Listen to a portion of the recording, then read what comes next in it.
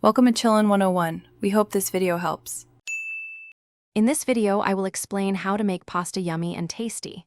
Start with the best ingredients like durum wheat semolina pasta and ripe tomatoes. Cook your pasta al dente, which means slightly firm to the bite, usually for 8 to 10 minutes. This prevents it from becoming mushy. Fresh basil, oregano, and a pinch of red pepper flakes can elevate your dish significantly. We'll explore these steps to ensure your pasta is always a delightful experience.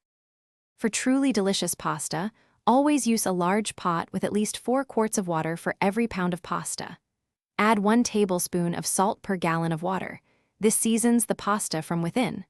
Bring the water to a rolling boil before adding your pasta. Stir occasionally to prevent sticking, and taste a piece about 2 minutes before the suggested cooking time to achieve that ideal al dente texture. A great sauce is key to yummy pasta.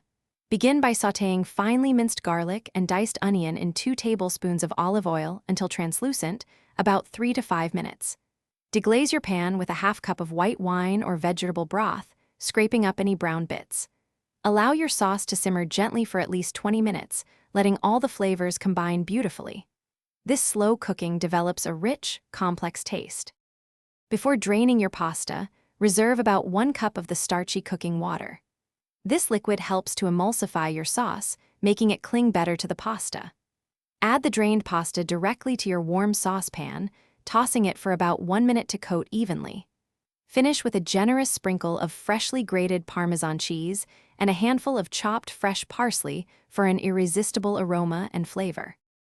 Thanks for watching. Consider subscribing if we helped you.